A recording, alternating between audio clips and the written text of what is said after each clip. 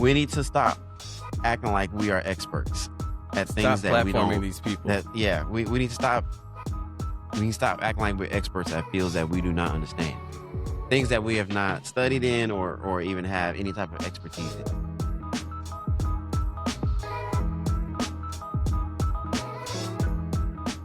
Yo, welcome back to another episode of Porch Light Theory, where we have unfiltered conversations, but sometimes it is necessary. I'm Tristan, and the coolest brother is in the room with me. Nick, what's up, bro? What's good, my nigga? What's up, my brother? It's been a minute, and I missed you, bro. I missed you too. A lot of things have happened. Congratulations to the Hardy family. Yes, we finally have a doctor in the family. This is lit. It's lit. We have our first doctor in the family, and it just wasn't that long ago when I saw her get her white coat. When I see her participate in her white coat ceremony, and now she was in the full doctoral suit for graduation day. That was awesome. I'm proud, but Yeah, at the same time, I was like, okay, you know, you gotta go back to school. Like, yeah, I did. I mean, I'm not against it, but you should be proud of where you are and who you are, regardless. As someone that's currently in grad school, it is annoying, my brother. Well, I was actually talking to my father about it a couple of days ago, and I was expressing to him how I wish I did grad school sometimes, but I'm content. I'm happy with the decision that I've made to, get the bachelor's, and then less than 3 months after graduating, I start my career, and it just went off after that. And I would say grad school. It was nice. I enjoyed it.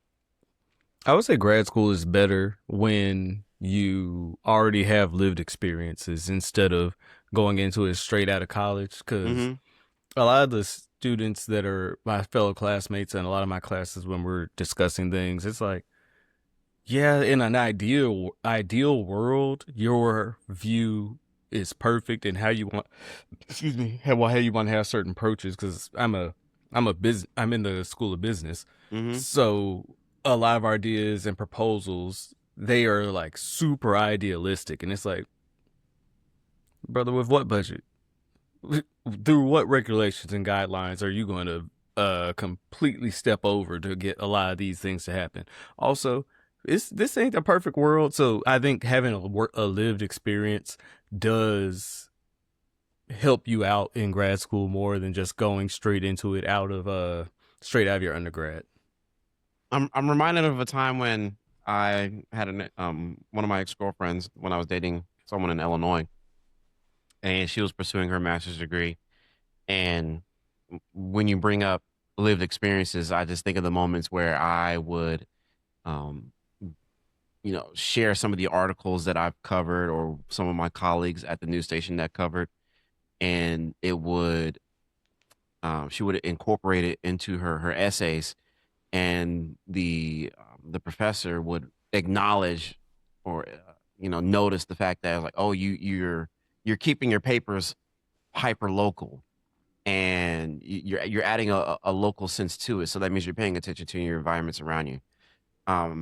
Personally, I think, if I should attach my name to that master's degree, but she should have quoted you. I say that in jest. What did you say? She could have added you as a reference or something. Yeah, but I thought it was pretty cool to like add certain stories that are happening in your backyard as part of a as part of like your dissertation and whatnot. I think that's pretty cool.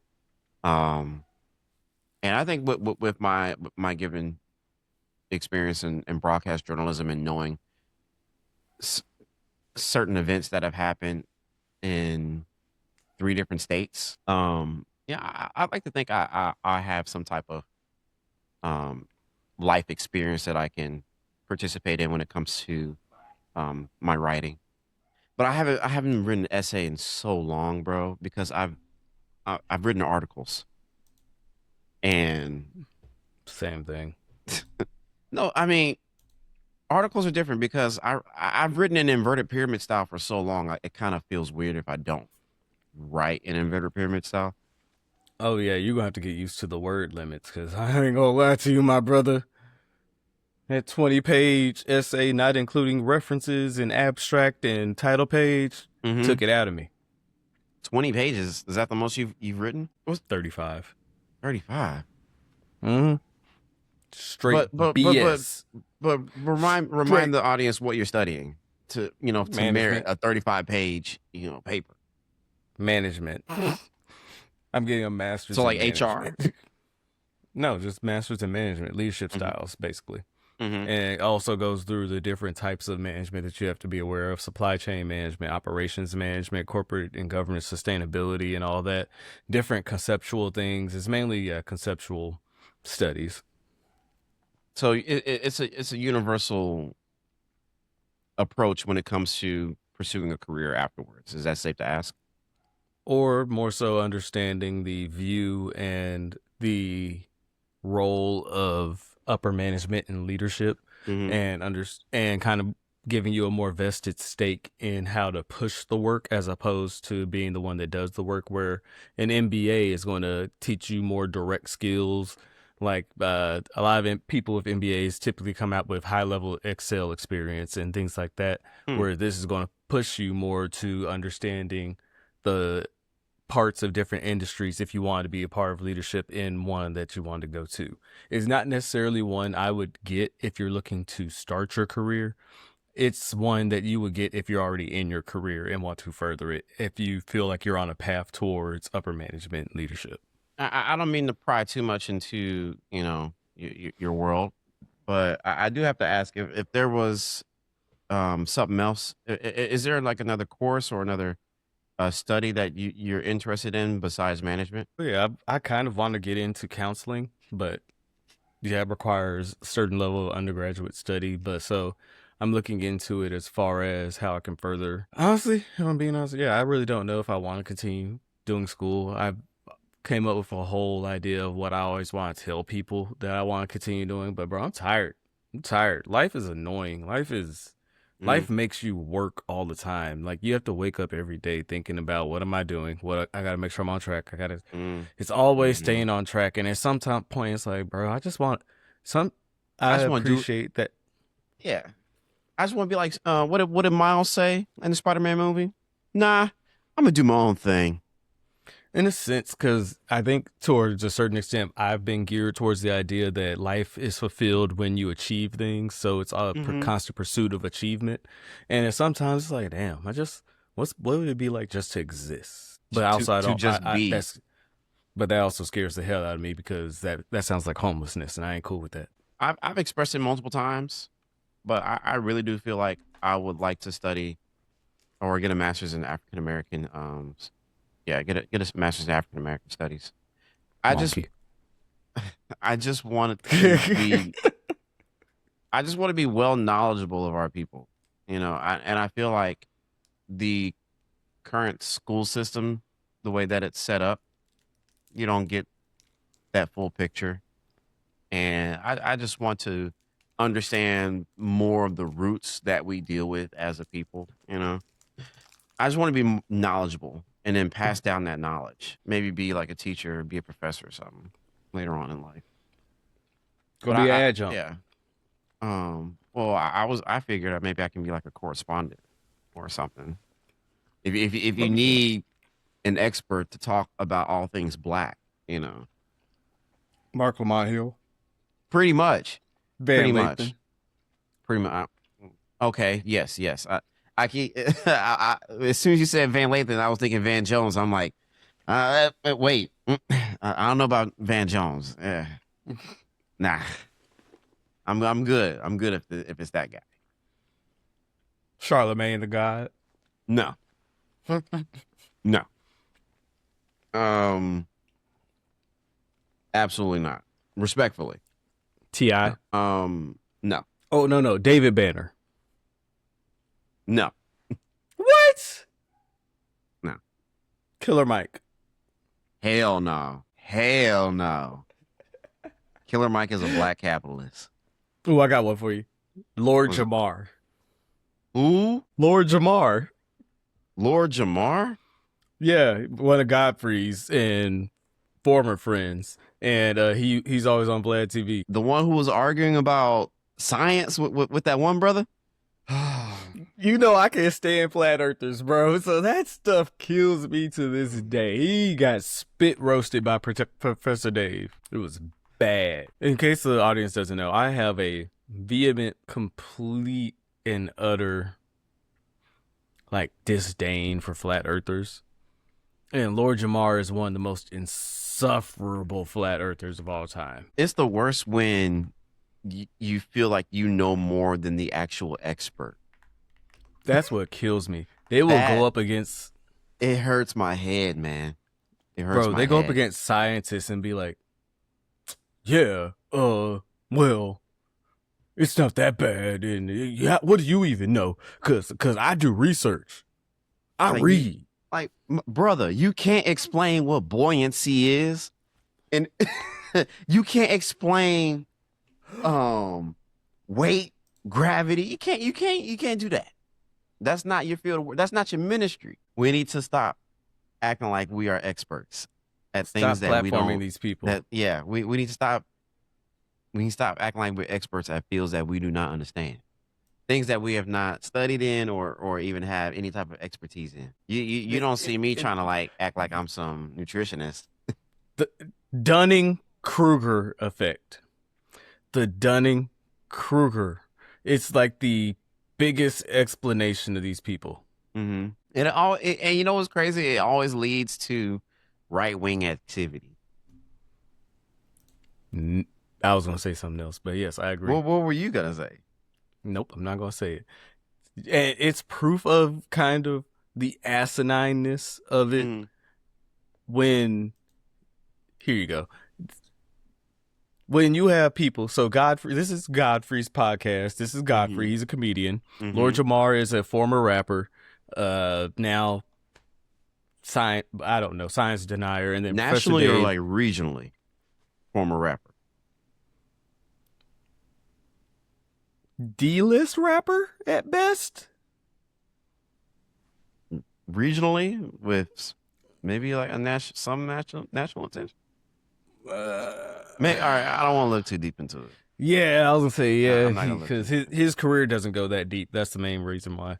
But Professor Dave is a science communicator, not a scientist. You have to remember. People have to remember there are roles and positions within the field of science outside of just there's a scientist in a lab conducting stuff. No, science communicators, teachers, professors. There's a lot of it. But Lord Jamar believes the Earth is flat. Obviously, Professor Dave does not. Godfrey is trying to moderate and be neutral. But even with the way he introduces it, I wouldn't even, engage to that degree. Makes sense. Yeah. I'm like, that kind of makes sense. And then, when you hear about what you've always been learning about, well, that kind of makes sense. And then when I talk to, actually, Dave, when I talk to a fighter pilot, and then they go like 50,000 feet, way higher than commercial jet. I say, have you seen one of the dumbest arguments ever. Yeah, we see the curvature of the Earth. That's what he said. I was like, I've seen multiple videos where they say no. You talk about we're supposed to take care of your video over a pilot who has thousands of hours.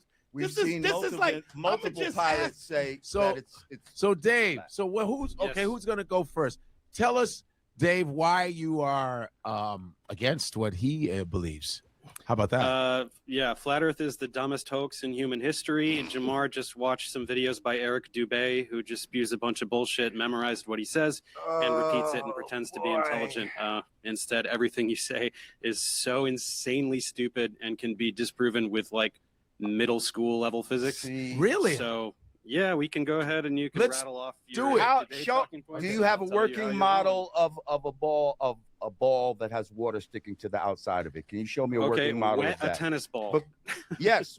Wet. No. That's not water sticking to a ball. That's saturation of water on the ball. So I want you to show me where water sticks to the outside of the ball as it spins. It does. Bro, pause it real quick. The part when they have to defend themselves, it's always hilarious. The part when they have to defend themselves is when they try to sound smart. Yes. That's when they're like, all right, I've been waiting for this opportunity. I've been Like, wanting my chance. This is my chance. This is my chance to see if I'm a good bullshitter or not. I've been wanting to get this off for a minute. Yeah. You can tell. Look at look at how passionate he is. Look how confident he is. Look at dude next to him is just like, If someone's that confident when explaining themselves, they probably lying. Look at him. He's about to go in right now. For one, remember, this man is probably 50. Look at how he's dressed. You too grown for this. But yes, let's continue. What are these jeans? I remember the era of this. What's crazy, this was like 2 years ago and you still wearing these type of jeans. But anyway. Doesn't go to the equator of the ball and spin off. I heard what you said. Show me a working model. Hang on. You said something very Show stupid. me a working model. Okay. The reason that things stick to the Earth is because the Earth is extremely massive, so it generates a very large gravitational field. When water falls off of a ball, whatever ball you're talking about, to the Earth, it's because of the large gravitational field exerted by the Earth. So when you're talking about water sticking to a ball, your desired demonstration of gravity fails because gravity exists. No. Things fall to the ground. There is density and buoyancy, sir. Gravity is not so See? magical. See? You called it. You called it. It's always buoyancy. He wanted to say some big words. He wanted to say big words. They can never define what buoyancy is. He wanted to say big words. Hey, and we've all been there. Okay? We all want to present ourselves as an intelligent person. I do. We all my sister has a doctor, has a PhD now. Okay? You sure as hell I want to sound smart around her. My homegirl sent me this one video of this girl saying, why would you think you could come up to, if you're going to argue with me, make sure your vocabulary is right. I use words like dichotomy. I use words like proliferate. I have understanding. I have a vernacular. You have a vocabulary. It's different. I was like, there's people out there that's going to hear that and then start hitting the TI on people, just start word expeditiously.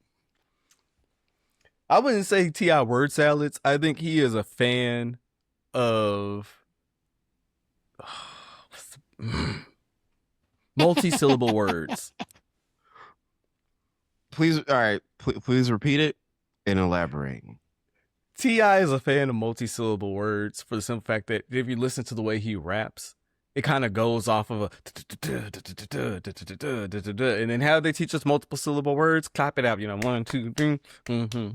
So it fits with what he tries to do. So he tries to incorporate that, his rap style, into his everyday talk. So pushing out words like, hey, my man, you didn't have to pontificate on how expeditiously you went over to this and after you see it flows off his tongue a lot easier, so it helps him feel good, I think. I agree with it. Hey, you might be on to something. It's like a tick for him, It's like he had to get it out.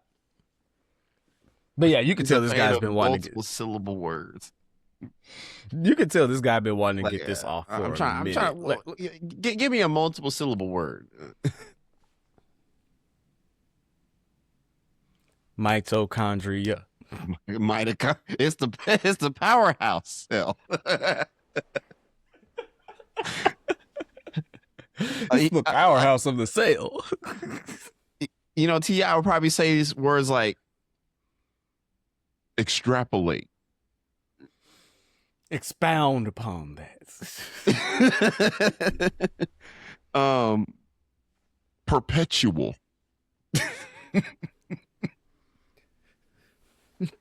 I bet when he was watching was that How High or the movie where he was like, I need a backiotomy. I bet he thought that was a real word. What? Oh, all right. Lord Jamar, you're done.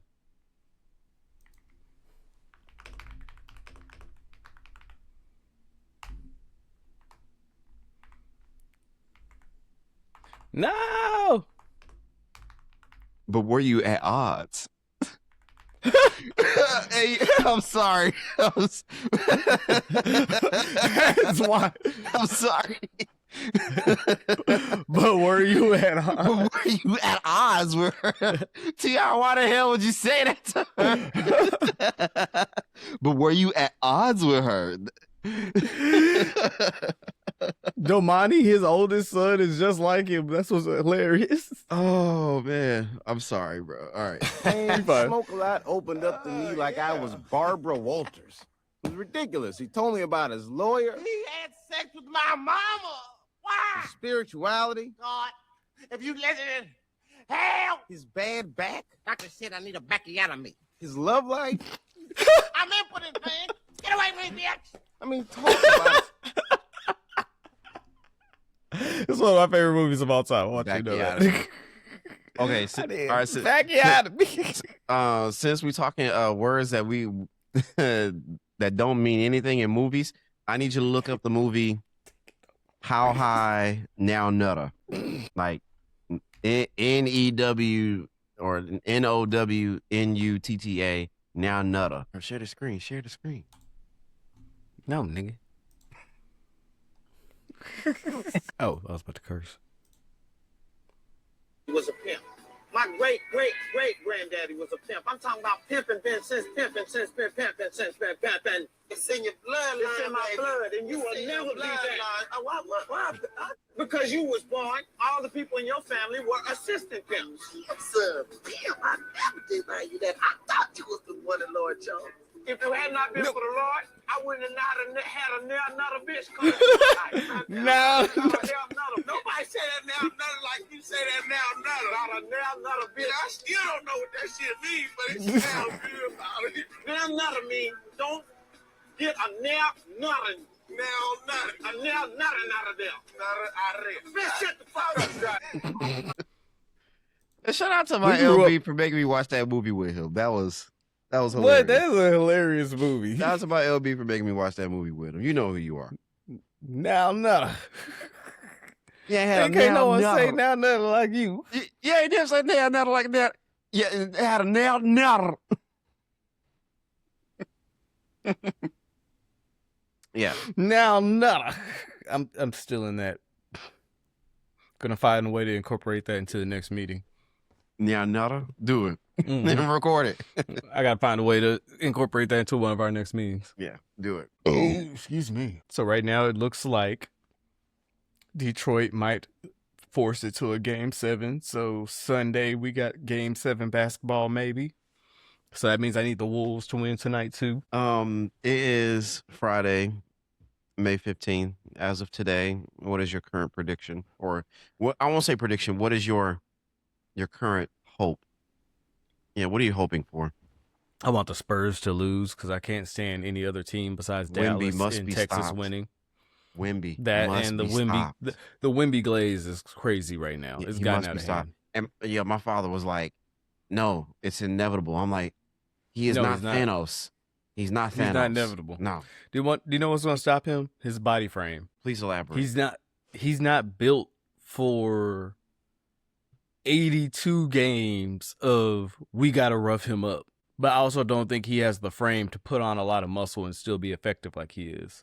Like he's going to have to find the perfect nutritionist and also work with the perfect trainer that's going to get him at the right in that very small threshold of still lean enough to be nimble like he is, but not too over encumbered with muscle to where he loses that mobility. I'm glad but also becomes too heavy. I'm glad you brought up sports just now because not so long ago, now I'm talking to elected officials at my job, and you still work there. I won't say nothing. Nah, and so first and foremost, I have to let the record reflect. When it comes to like my GOAT, my greatest of all time basketball player is Dirk Nowitzki. That's my GOAT right there. Born and raised Dallas, Texas. I don't feel like I have to explain why. So, but I did end up saying, "Where'd you go?" Oh, he had to bring back the jersey. You have to bring back the jersey. Put some respect on Dirk's name. He can stay over here. So that's my GOAT when it comes to basketball. That's my favorite player. But there comes a time and day when you have to admit that LeBron James is the greatest basketball player of all time. And yes, that means he's better than Jordan. But there are people at my job who won't accept it. So I have taken up the responsibility to troll as hard as possible when it comes to having this discussion about who's better, Jordan versus LeBron. And I will say LeBron because, one, Jordan played nothing but plumbers and milkmen. I won't say that, and I believe that I've dedicated myself to trolling that hard. And I am a LeBron fan. I love his game. I've loved him since I was what year did I barely become a LeBron fan? I want to say 2005 is when I thought it became indisputable how good he was. And then 2009 cemented it for me. In 2016 is when I think he became the GOAT. But Jordan, to add refinement to what you said, I don't think that Jordan played against plumbers. I think for sure he did play against milkmen. I think he played in an era where he was the most athletic, if not top 2 to 3 at his position. And the league hadn't caught up to that level of athleticism yet. And he benefited from that. I do think that the criticism about his 3-point shot is valid. I think the criticism about his ability to go left is valid. I do believe the fact that they weren't more prone to double teaming is a valid argument, just because I don't believe that his playmaking ability, which means to pass out of double teams, look at the greatest scorers ever. Look at a Kevin Durant. Look at how they forced him into double screens during this Houston series, and he had turned the ball over at a rate that's more than what he's used to if he's just played straight up or trying to work out of a zone. So it is viable that great scorers typically aren't great passers. So I think that I say all that to basically say that if Jordan played in an era where double teams were allowed more because it was considered somewhat illegal defense in the way that it was done, I don't think that we would view him as favorably, especially with the shot makers and playmakers that were surrounded by them. Because think about it, back then you could have offensive liabilities on the court in Jordan's era and it'd be okay. Like, you had people that were out there like Dennis Rodman that were just out there to rebound and play defense. You would get ran off the court now if you have a player that can't score in some capacity on a consistent rate.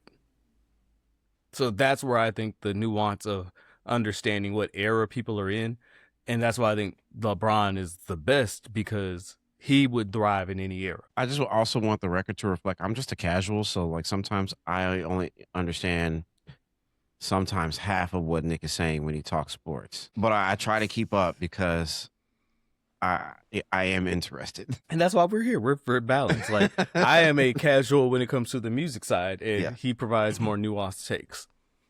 For me, I will just continue on with, again, the sports thing. LeBron is, for those people at work that come after my guy, you can't explain to me how everyone says Jordan will come into the league and average like 45 and all that on how many shot attempts. So let's say he comes in and averages 45. What would happen then? His teams would lose. They would just let him score and make sure no one else does. Because guess what was happening before he got Phil Jackson? He was scoring all the points in the world. Most people don't know his best scoring seasons were before he got to Phil Jackson, killing it. But Phil said, hey, can't do it by yourself, man. These debates at work have gotten so out of pocket. I will say out of pocket, but in a non-harmful way, in an innocent way. It got so heated that I had to call my boy Nick. Just be like, I was like, I will call my brother right now just to help defend my point. And they want to hit me with, oh, you had to call your brother. Yes. Yes, I look for instances because he was saying all how they. I was escalating. he was talking about the positions that these people held and all that. I was like, okay, so they must be I was like, they can't be Jordan fans to that capacity using these talking points that Skip Bayless and all of them use just for narrative's sake.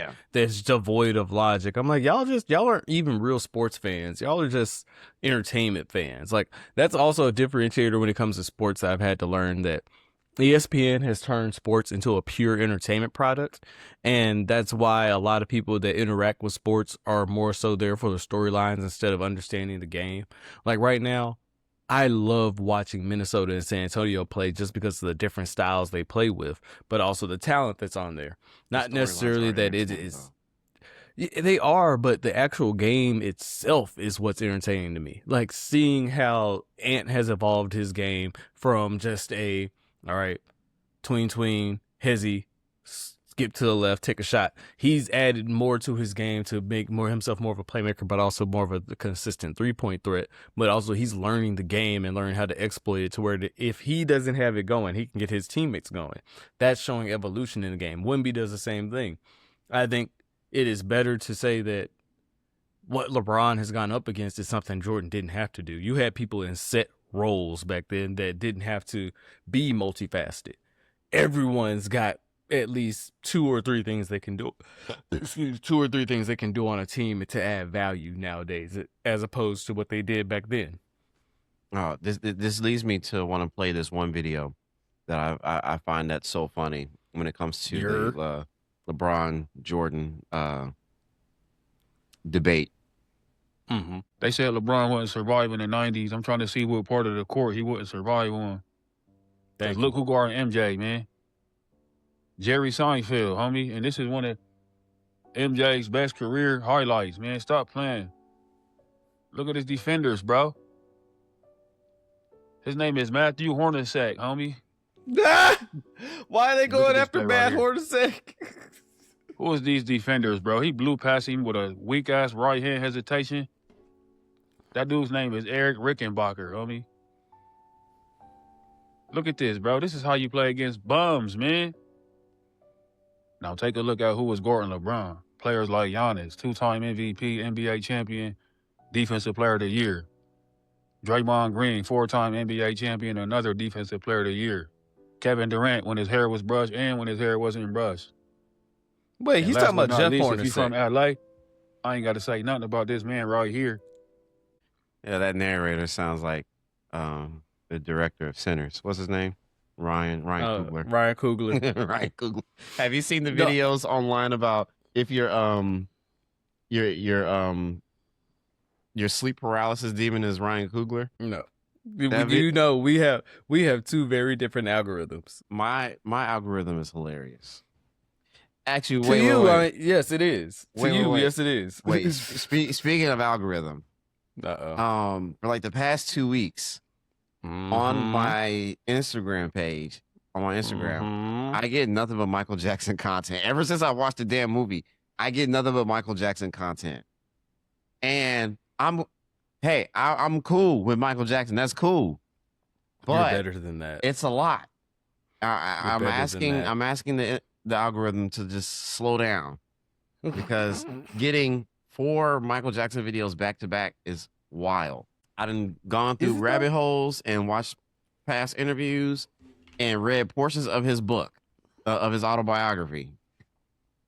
Slow down, please. Slow down. The algorithm is wild on Instagram. Slow down. But I did enjoy that movie. That movie was good. I'll wait for it on the streaming services. But just don't expect Hollywood to tell the nitty gritty when it comes to Michael Jackson's story. No, I don't think anyone expected. I don't know why people expected that. Don't expect the nitty gritty.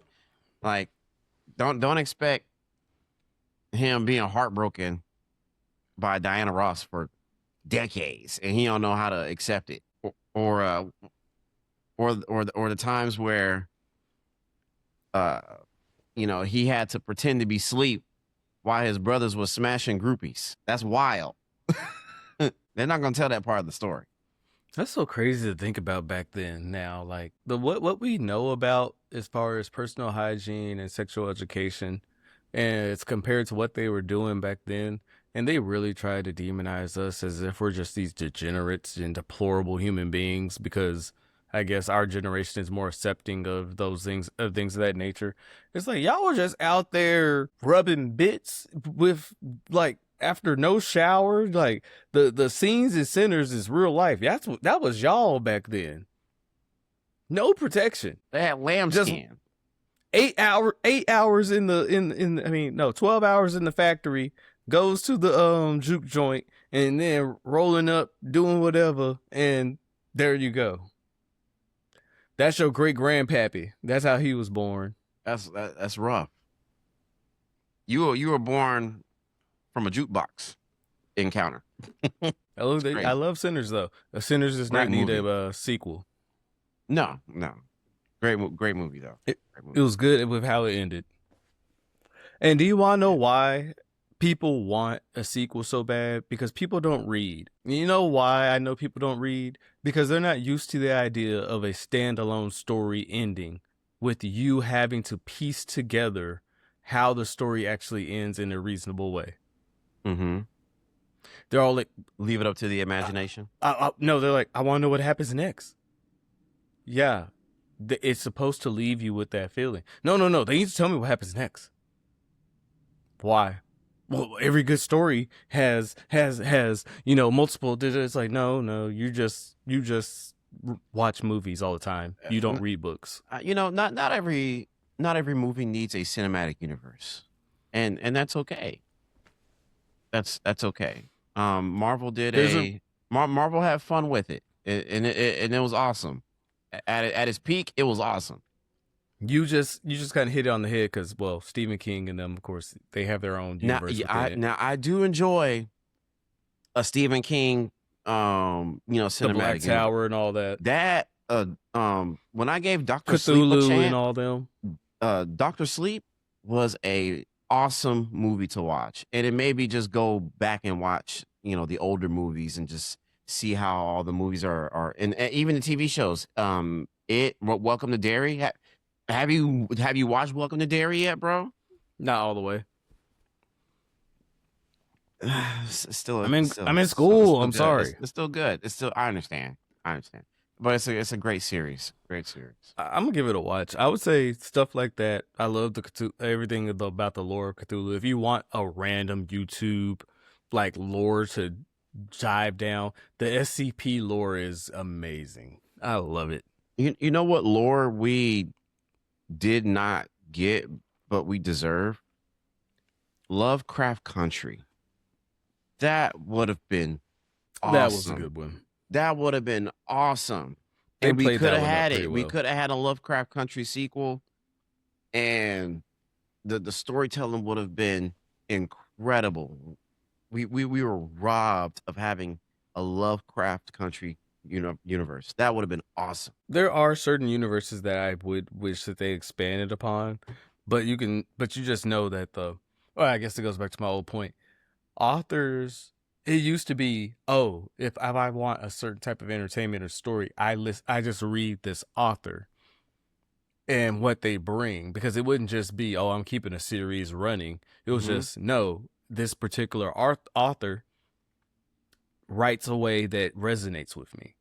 But now they're more used to director, and that's why I think Ryan Coogler is establishing himself as kind of more so an author that is a movie producer, because he's just creating and a wonderful storyteller, and that's perfectly fine.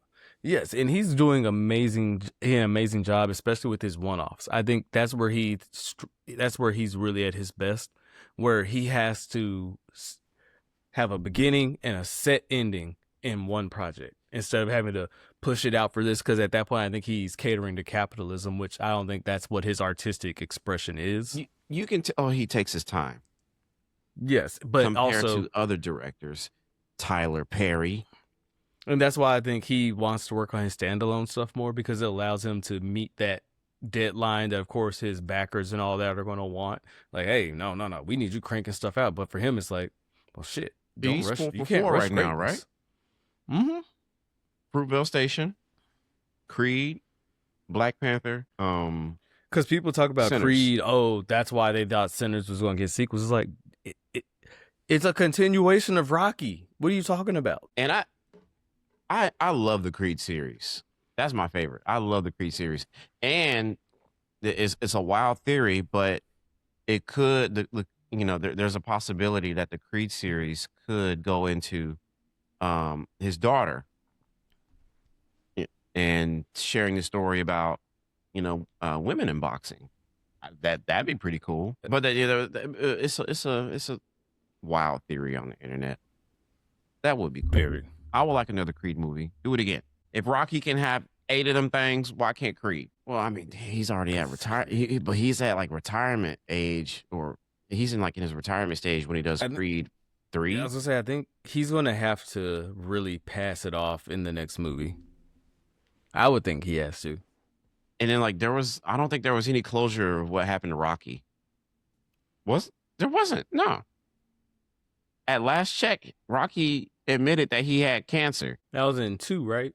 Yeah. I don't think there was I don't recall any acknowledgement or any recollection of anything involving Rocky in Creed 3. I'm gonna have to rewatch the movie.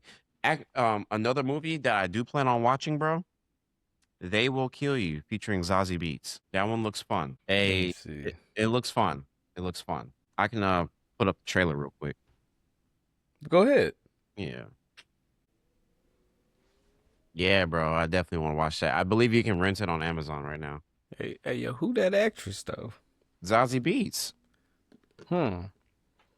You've seen her? You've watched the show Atlanta? Oh yeah. Domino from Deadpool. Okay. Yeah, bro. Yeah. It's a good movie. I think it looks like a good movie. I'll watch it. I'm definitely gonna watch that movie. And I might watch Michael twice. I will wait for it to come to streaming services. Nah, bro, you gotta watch Michael, bro. Watch Michael. I will when it comes to streaming services. Nah, you gotta get the theater experience. Theater experience slap. Hey, bro, the theater experience is good. I paid too much money in rent and too much money for my living room setup for me not to have a theater experience at home. I'm getting it at home. Just spend $30. I spent more at my at-home setup. I'm getting the most out of it. But movie theater popcorn hits way better than microwavable popcorn. DoorDash. Movie theater popcorn at the location is better than DoorDash, and DoorDash and popcorn is like ordering French fries and you drive back home. It's not as hot. I literally stay 2 exits down from the North Park Theater. I can literally go get some, start the movie, put it on pause, and walk in with the fresh bucket of popcorn in less than 10 minutes. Movie theater popcorn sounds wonderful right now. Yes, especially with the movie theater salt. With the movie theater butter. Shout out to Cinemark for actually allowing you to pre-order your snacks and have them delivered to your seat. Hell yeah. I appreciate it when employees put the salt and the butter in the middle of the popcorn, and then they put the salt and the butter on top. It's like, thank you for an even distribution of my popcorn. Now I can have a full movie experience. We're not even trying to be healthy anymore at this point. Just mix the movie theater salt with the butter. Like, just go ahead and take the top off of it. Just mix it in the butter, stir it up, make sure it's constantly being stirred, and then just and don't burn it either. Don't burn it. Don't play with me. Remember when Denzel he put like too much salt in his popcorn and he tried to eat. He tried to eat his popcorn throughout the entire movie, and he tried to tough it out. and then we were watching what's that one guy from Transformers? We were watching a Mark Wahlberg military movie when he was typecasted to being some military brother. We were watching a Mark Wahlberg movie. He's over here suffering with salty popcorn. Hey man, out of any movie you want to put yourself through that type of agony while Mark Wahlberg is in front of the screen. So for context, this is like us fresh out of high school. So we all were developmentally This is like not summer who we before are. college. Yeah, we are not. Us then is not who we are now by no means. But that man always had something to prove. I was like, why are you doing this? Because he admits it halfway. That's why he joined the Marines. That's probably why he joined the Marines. Thank you for your service. Appreciate your service, my boy. But you know you didn't have to. He wanted to serve his country, and he did. And serve his country, he did. What he happened also to Keith? I haven't heard from that man. I haven't heard from him in a minute. I hope he's Griffin, doing okay. I hope you're alive. Hey, if you somehow, some way you come across this video, hope you're doing well, man. Yeah, man. Like you were a solid guy. Send somebody a text and let them know that, to let us know that you good. I don't be ever hitting up Shatrice, and I feel like she stays out here. I thought she was in Virginia. I don't know. I don't keep up with people like I should. I would be the first one to admit it. I'll reach out to him. He from Longview? Really? Apparently. He online now, apparently. What's he doing? I don't know. Like online on Facebook? Mm-hmm. Well, was. I don't know. It says he's still in DeSoto. I should hit Now that I think about it, yeah, you're right. Up? Keith is a East Texas man. Now that I think about how we interact with him, he really is an East Texas dude. He was country as hell. Yeah. Stayed in Glen Heights in that one house. I would live that studio. That studio apartment that he had. So that was his own spot. But remember when he still stayed with his people, we would be going over his house in Glen Heights. Mm-hmm. I would move to Glen Heights low key. Treese had her own apartment as a teenager. No, she stayed in her mom's apartment. Her mom just never stayed there. And she just did whatever. That's crazy. She really did whatever she wanted. She would just hit us up like, hey.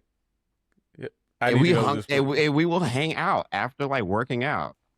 And like it'll be like the four of us, musty as hell, playing video games. What the hell? We really was musty as hell. Like, just out and about in these streets. Musty. We will go work out in the morning and then just put around town.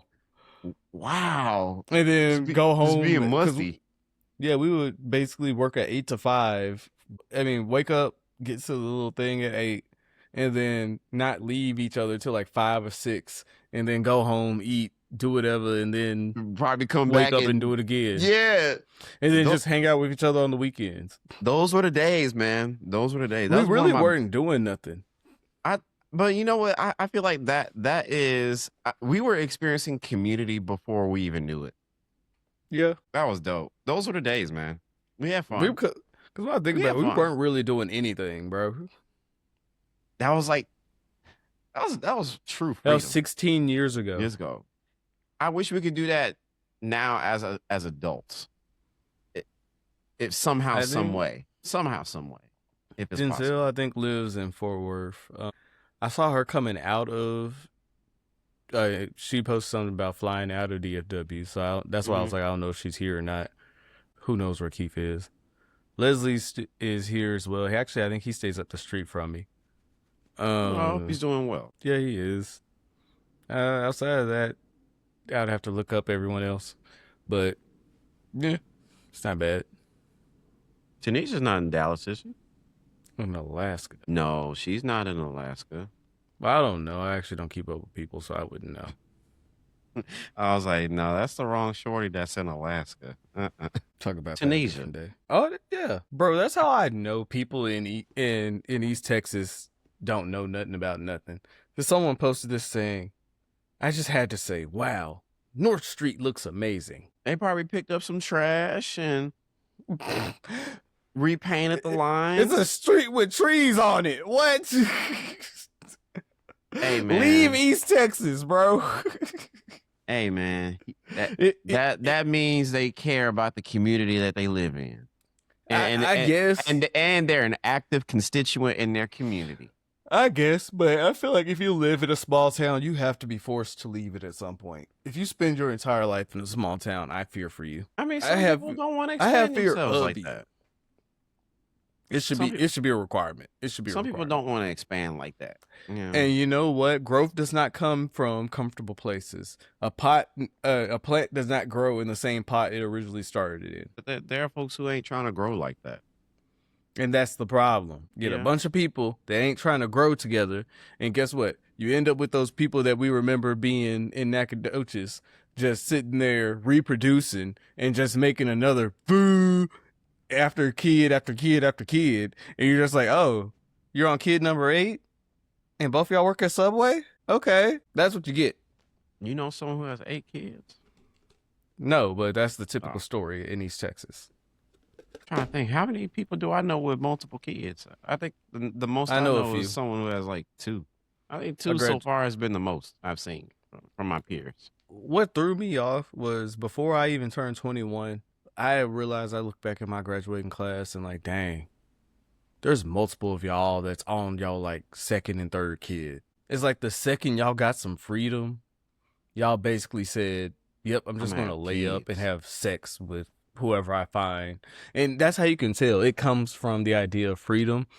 And school really provided structure and all that, because now what do you have to do? You have no obligations to be anywhere. If you don't have to work, you're just literally laying around, sitting around, just doing whatever.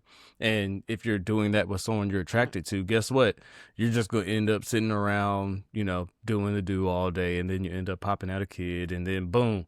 All right, I guess we got to start being responsible, but we don't know how to be responsible. So boom, let's keep on pop. They just keep popping out more kids. It's like, bro, maybe China was right.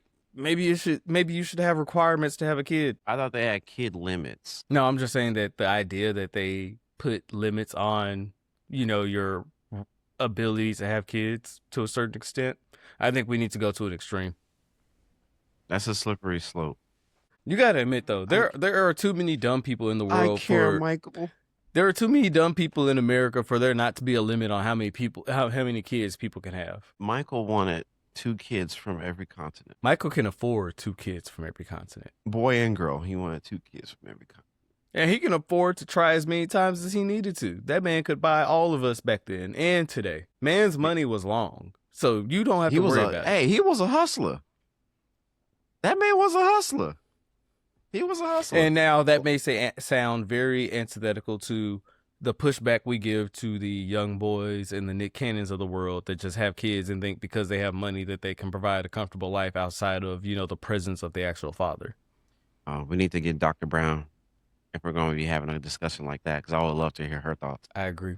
I would love to get, we got to bring Dr. Brown back, because if you're going to talk about that, then I got to hear what she got to say about the stuff. I got to hear what she got to say about that. And what kills me is she kind of hit it on the head, especially when it came to like the Cam Newtons and all that other world. And you can tell Nick Cannon is one of them too, where they've always gotten off on the fact that they look good and people treat them like they're, the bee's knees or whatever. But it's like, bro, anytime that they are put in front of a microphone and they give their life's experience, it's just like, oh, you don't talk to too many people that say what you have to say is dumb, huh? You talk to a lot of people like, oh, yeah, man, you right. Man, you be spitting, bro. You got too many yes men in your corner. That one, Cam Newton Cam Newton did like a one-on-one with a female doctor. I would loosely use the term doctor with that woman. Yes, I was just about to bring up how she has fraud allegations. She has fraud allegations, but I don't necessarily need licensure to practice. Okay. What? I will give her this. I assume. Wait. Whoa. You booty? Mm-mm. Oh no, I'm vying for a new job. I gotta do better. I safely assume she does have a master's degree, but as far as not getting her doctorates, when she was challenged on the Breakfast Club, it just pretty much explained how she just went to a fake college. Okay, so when people push back on that, the people's immediate pushback was, I went to that college and I can still get my transcripts today. Yeah, because the platform she couldn't defend the dissertation thing. She couldn't. Yeah, the platform that they utilize is what I utilize to get my transcripts. Like they have all those records. It's not like a hard thing to retrieve, especially for that college where there are people that are still careered and people that are still, viable in the job market. So yeah, just produce your transcripts. Yeah, the fraud allegations. I find it amusing. You eat booty, Dr. Cheyenne. I mean, but I will go say I will say that I do believe she is an educated woman, but to call her I believe doctor, that I believe she has intellect, and I believe that she is smart on certain topics. But I think that when it came to that situation, with that situation with Cam Newton, it was not hard to be right in that situation. Right. It didn't take much to be right in that situation. It's been described that she's already participating in a grift. I can believe it because it's essentially she's grifting. I'm not gonna lie, I bought into it because I was like, okay, educated woman, educated black woman, she's speaking sense, and no one fact checks it. But it's not even about fact checking it. It's just she is the inverse of a Kevin Samuels to a certain extent when he first started off. And a lot like with Fresh and Fit when they kind of started off, and that's why I align it with a grift. They say things that are universally easily acceptable and easily, digestible.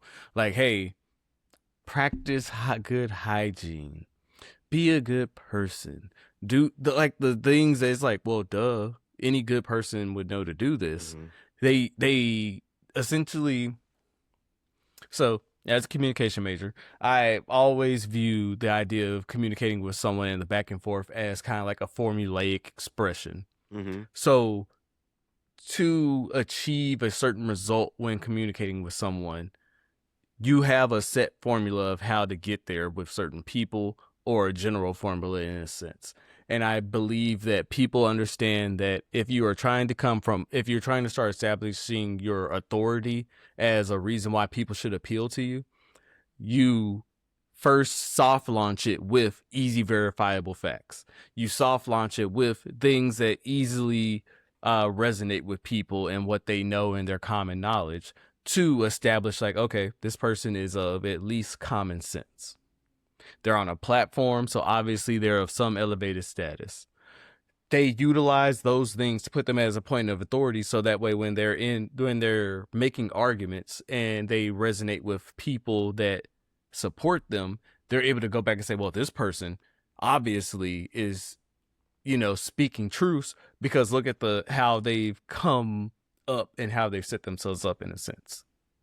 So I believe that they're formulaically utilizing easily verifiable, just no nonsense stuff to get you in, and then that's when they push the extreme stuff, like Kevin Samuels, like lured you in with you should work out, man. You should really do the self-help stuff that every man should do. If you don't have a father, you should learn how to tie a tie. Like basically trying to be that guy. I wouldn't go as far as to compare her to as a female Kevin Samuel, but then again, I don't know much of her content, because when I think of a female, not saying Kevin that she went to his extreme, more okay, so she's utilizing the formula and the method that they use to get their grift off. Okay, I understand. Because at the moment I was thinking a female Kevin Samuel would be that sprinkle woman. No, she's like I said, when it comes to grifters, they understand the formula to get there, and it comes through certain levels of communication and presenting yourself. It's like start off, like look at all the grifters that we kind of don't like. Myron and Fresh and Fit. They all Fresh and Fit started as like a men's self-help work out, do these things, and then they went crazy. Hodge twins did the same thing. Sneeko, same thing. Like all of them started as, hey, I'm likable, I'm just like you, and I'm here to help support you in those ways. And then they started finding the avenues where those extremities allowed them to gain and garner more fans and make more money. Have you noticed that path, that right-wing path, that right-wing manosphere path just leads to somebody getting hurt? Physically, Gullibility. Yeah. Gullibility. Physically, emotionally, mentally. I mean, literally, like Sneeko's a conspiracy theorist. Fresh and Fit looks he can't even hold a true relationship. Like literally, it comes from their gullibility, and Trump said it best. He loves the uneducated because the uneducated don't usually have the emotional intelligence and the regular intelligence to differentiate. When Colin Cowherd said it best when he said that love your family like your sports teams. And that's why a lot of people fall for stuff like flat earth and stuff like that when they make things and not true, I would say, things of value, their identity. Like if you make a sports team your entire identity, then your logic is automatically warped whenever evidence of the contrary of your belief about that team becomes prevalent. Same thing. We're Dallas Cowboy fans, so anytime you can see those Cowboy fans are diehard, that is their whole identity, that I'm a Dallas Cowboy fan. But I can accept the truth that, oh yeah, we suck because we have an owner that doesn't want to do this and this. But then there's some that believe that there's nothing wrong that the Cowboys can do. And anytime they lose, they're just truly disheartened. Like I'll joke like I'm like just torn up about it, but I don't really care at the end of the day. I'll joke that I'm the delusional fan. Yeah, like it's not really all of that, but you can tell the people that it's really their identity that it affects them. And that's the same thing for certain beliefs like flat earth. Like those people that truly believe in flat earth, and every time they're met with anything that provides a contrary belief or opinion, they are automatically entrenched in what they already believe and get almost hostile because you're attacking what makes up their identity at that point. And people can't cope. That emotional intelligence it takes to be able to differentiate that is not there. So yes, it's become personal, and now I don't know about myself anymore, and that's a very uncomfortable feeling for people who are not emotionally intelligent, and I think that's what they prey upon. Like the fact that there's young men out there that don't have that sense of identity. They don't know what they're doing in their lives in that aspect. So that the fact that you can resonate with them like, hey, bro, maybe use dude wipes. Maybe go to the gym. Maybe drink water. He's right, bro. He's right, bro. Man, ain't no one ever tried to talk to me like this, man. Man, I ride with him. Yeah. Hate women. That's why you ain't got no women. It's the women's fault. Because you ain't got no women. You know what? He's right. He's right. See how that? Yeah, you know what? And you know why you don't got no money? Because women want to go on dates and spend your money. That's why you ain't got no money, because women are spending your money. And now that we talk about money, you know who controls all the money? See. Nope. Don't get us killed. Nope. But see how it snowballs. And that's my whole view on people that fall for grifts very easily, and those that implement grifts to take advantage of those people. I understand it loud and clear. We'll see what this so-called doctor does moving forward. I'm interested to see how her story's gonna play out. Do I know what's crazy? She can't defend this. I don't think she can defend this. She can't. But what's crazy is she's going to have supporters just off the muscle that she is fine. She's going to have supporters just off of the strength of that. That's the like kind of world we live in. Small population. No, it's not. Well, I'll say, but from what I have been perceiving and seeing, all the people that are on her side still, women and men, there's just They think it's a conspiracy or something against black women trying to pursue higher education. And I was talking to one of my friends about this yesterday, and it's like when you think about the representation that they put out in front, they can't have anything that makes you think that if they look this good and they talk this well, that they have to be of merit. Because think about all the intellectuals that they put in front of us. Name one ugly one, or name one regular looking person. Elias Mistel. I forgot you're smart. Never mind. Or I think his name is Ellie Mistel or Elias Mistel. Yeah, he has wild gray hair and it's in the form of an afro, and he drinks Red Bulls or like Cokes hard. He just goes on tangents. Not bad. I like it. I would say that's an average looking intellectual. You right about that? I just now, looked him up. I'm like, yeah, I see it. Yeah. Now a fine ass intellectual, Laura Coates on CNN. That woman is something special. She's so damn smart. Lauren Coates is fine as hell. But that's a conversation for another day. Let's go ahead and wrap things up. Thank you so much for just taking the time out to listen to another episode of Porch Light Theory, where we have unfiltered conversations, but sometimes it is necessary. Show us some love. Like, share, subscribe. Talk to us in the comments, and make sure you're following us on our TikTok and our Instagram pages. Porch Light Theory, spelled all the way through. So thank you for showing some love. We love you right back. Stay tuned for another episode. We'll holler at you later. Peace.